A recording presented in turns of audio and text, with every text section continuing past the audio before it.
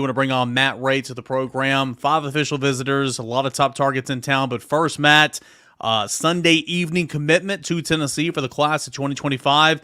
Tell us all about Tyler Redmond, the cornerback from Milton, Georgia. Oh, Matt, you got to unmute the mic. Come on, baby. Rob Lewis. Come on, man. It's been a long day, Matt. My AirPods died a second ago. It told me it was muted, and I forgot. Oh, you're good. You're good. So this is a guy that maybe came a little bit, out of nowhere, but realistically, a guy that's been to Tennessee a pretty good bit.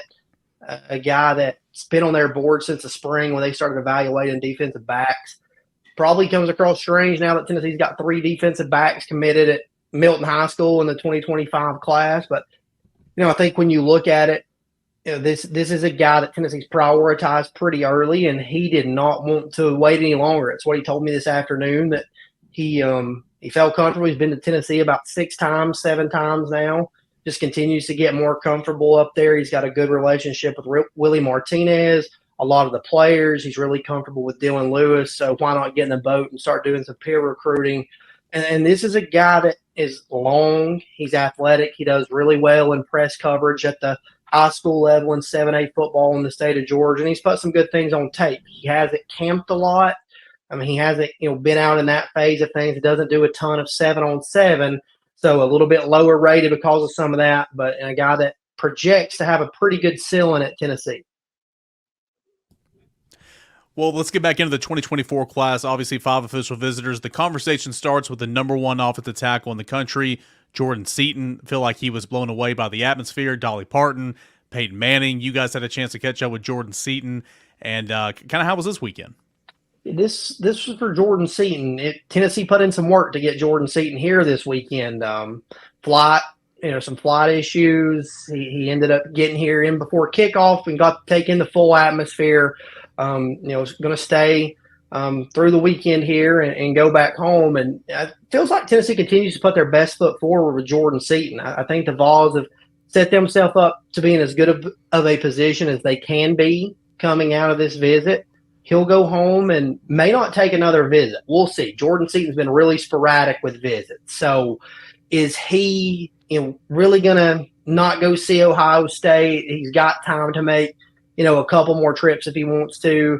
And then obviously, regardless of if he makes that trip or not, he's not going to jump to a decision. He'll make a decision most likely on signing day. So those in-home visits there in December are going to be key for Jordan Seaton. But Tennessee's done a really good job with him. He's connected really well. Again, being around Boot Carter this weekend, there's a lot of familiarity there. Jordan Seaton's starting to feel a little bit more comfortable in Knoxville. All right, Matt, let me ask you this. I mean, who do you think is the real – who are the horses in this race? Like, he's got 7 schools on his list. Who are the horses in this race for Jordan Seaton? Yeah, I think, again, with a guy like this, sometimes it's a little harder to handicap it, but Oregon's in this thing. I think they made a pretty good impression. Colorado's going to continue to swing. I don't think that they're a real contender. I think Alabama has been a constant for him since the spring, and they're obviously going to remain in this thing. And then we'll see what happens if he makes it to campus at Ohio State. But right now, for me, I would kind of put it as Tennessee, Alabama, and Oregon, with Florida, Ohio State, Colorado, trying to push into this thing. I don't think, Maryland's in that top 7, and I don't think they're a factor at all. Matt, Jordan Seaton was on campus for the first time earlier this season, and it feels like Tennessee's done a really nice job of, getting in this thing, playing catch up, and becoming a real factor. Speak to the job that Tennessee's done to really climb in this thing and be one of the last team standing, hat on the table whenever he makes his call. Yeah, I think for Jordan Seaton, when I saw him there kind of at the first of the season, when IMG played Lipscomb in Nashville, it was new. It was new with Tennessee. He was trying to figure some things out. How serious of a player can they be in his recruitment? Why? What do they kind of have to offer me? He was learning a little bit about Darnell Wright and the fact that he had just become a top 10 draft pick.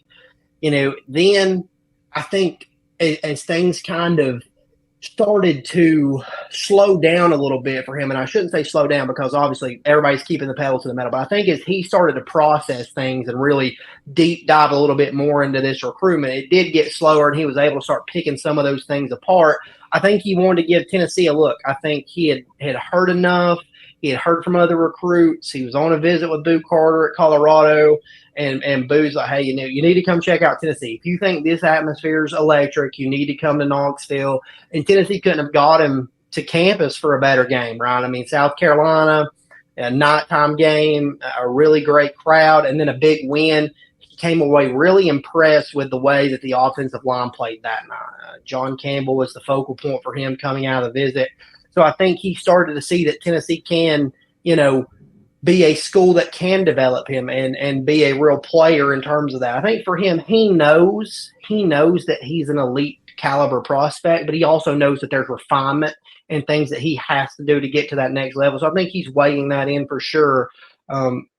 Ultimately, I think for Tennessee, it's been the communication piece. He's connected really well with them on a lot of different levels. He's connected with some recruits in this class, like I said, Boo and others, Jake Merklinger, and then Glenn Ellerby and Josh Heupel have just been, a constant for him over the last 6 weeks here. All right, I got lots of questions, but we're going to take some over to the side here too. So let's get Zachary's question here about Elias Williams. What's the story there? Yeah, so Elias Williams, again, obviously committed to Missouri. There's some belief that that's probably not going to stick with Tennessee and Alabama hanging around, but Missouri's doing they're doing all they can to hold on to Elias Williams. They covet him. Obviously, they have Williams Winery in the class, the top defender, but they think really, really highly of Elias Williams, as do Tennessee and Alabama. This weekend for Elias went really well. I think, again, let's go back to just getting a kid to campus to jumpstart a recruitment somewhat. Tennessee was able to get him here for Texas A&M. Now, if you're an offensive recruit, that was a rock fight. But for Tennessee, that defensive line was dominant that day, and it impressed Elias Williams, made him want to come back for an official visit and check Tennessee out. This weekend, he was able to get into town on Thursday night, start the visit on Friday morning, and he and his family got the full experience. They got all of the questions that they wanted to ask answered. I think they really enjoyed it. For him, for a little while, it felt like this one would probably go to those December in-homes, and it still could.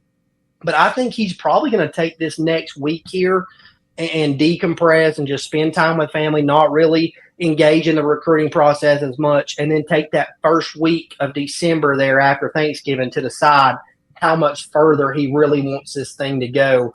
But the Vols they're a player here. Alabama's pushing. He doesn't tip his cards very much, but this weekend went very good by all accounts. All right, so Jordan Seaton's like the biggest priority because Tennessee needs tackles. He's 5-star. He's the headliner. He's the attention getter. But Tennessee's got to have tight ends.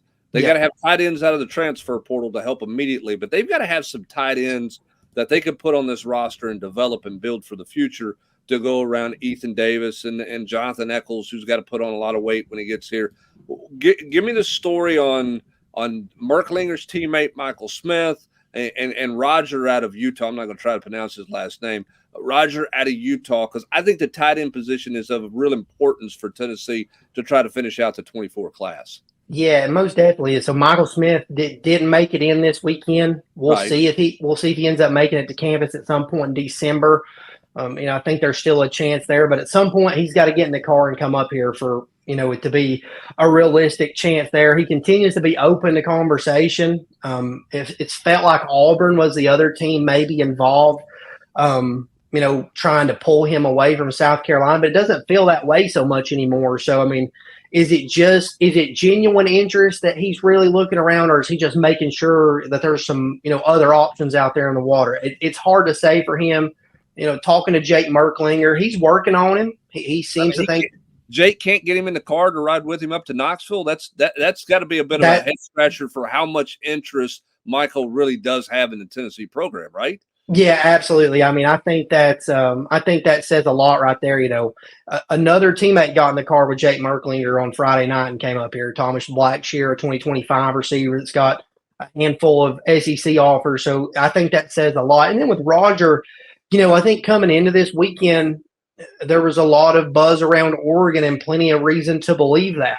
Now, obviously, the Ducks are a big-time player. He was scheduled for an official visit to Auburn next weekend. That trip may not happen. He's not ready to say that trip is officially on the books anymore. Seems like this thing's going to come down to Tennessee and Oregon in the end. And the Vols made a really big impression this weekend. I think one thing that stands out is that they need a pass catcher at the tight end position, and he heard that all weekend long.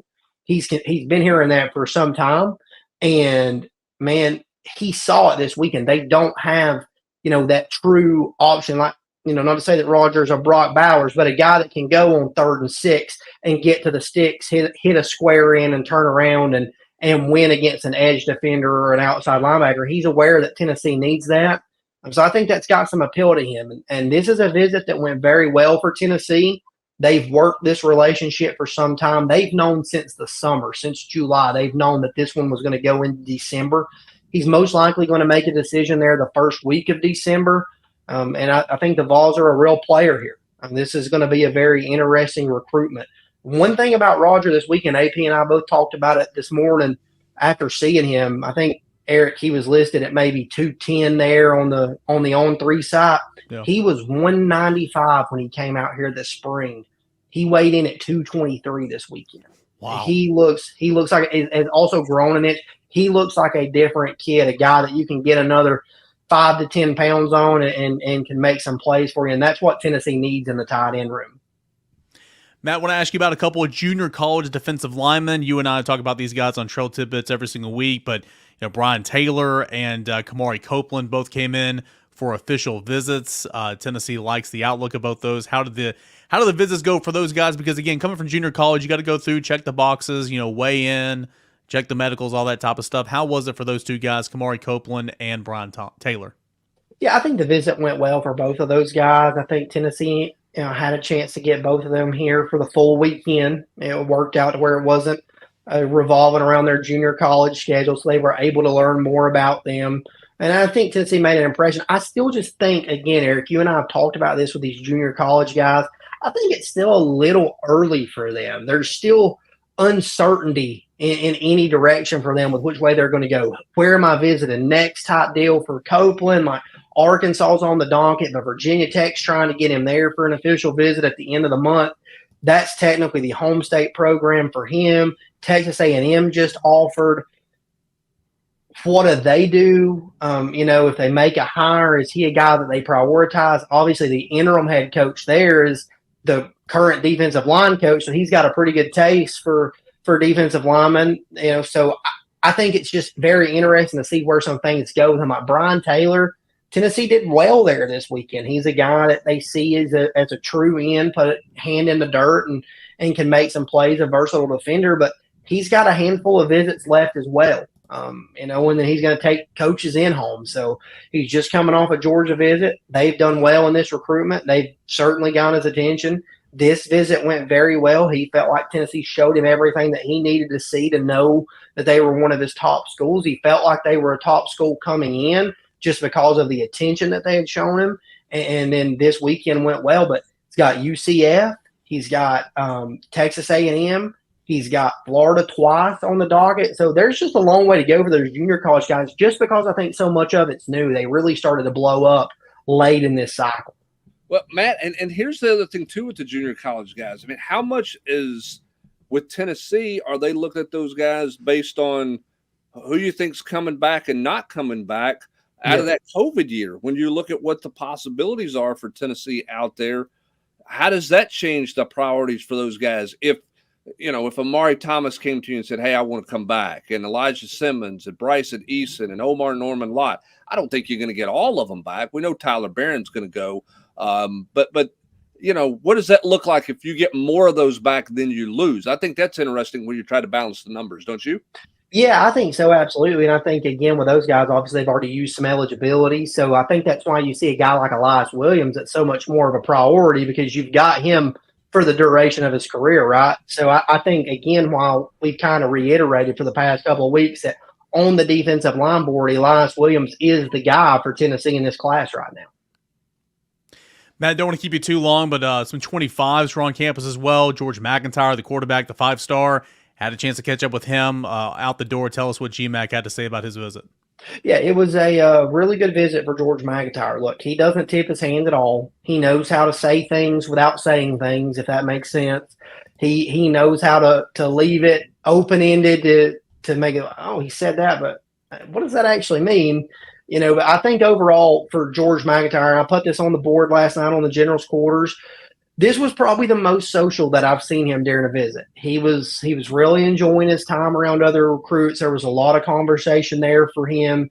I think those around him were really impressed with the caliber of offensive linemen that Tennessee had on campus this weekend. And man, did they have a handful? David Sanders, Juan Gaston, Josh Petty. Those are three elite caliber offensive linemen in the 2025 class. McIntyre had a chance to talk with David Sanders, who is number one offensive tackle in 2025. And Eric, that's a visit that I think for Tennessee went as well as it could have. There quietly been some buzz. Oh, Tennessee's in this. He got here and he came out of the visit giving rave reviews and even said at one point that in terms of communication, when he's not on campuses and trying to balance his schedule with academics and football and everything that he has going on in life, that Tennessee's doing the best job of balancing his schedule in terms of communication and making him feel like a priority. So that was a really good visit. And then, back to George, he connected with Caleb Cunningham as well, a guy that was a 5-star receiver in the 2025 class, and another guy that had a really good visit. And GMAC, those guys are really enjoying the early relationship that they're building with him. They've been on some visits together before, and those things have carried over a little bit. Matt Ray, great job, man. Great work. You and Austin Price over the weekend covering Tennessee recruiting, and obviously there's going to be a whole lot more this week still coming from this past weekend, right? Yeah, there's going to be a lot. There's a lot still left to get out there. Over under 22 minutes on Trail Tidbits this week. Buddy, you told me last week I needed to pick them up and put them down, and I felt like I did, but I'll try my best to pick them up and put them down this week, but hammer the over. Hammer the over. I love it. Matt, appreciate it, buddy. Thanks so much. See you guys. Thanks, Matt.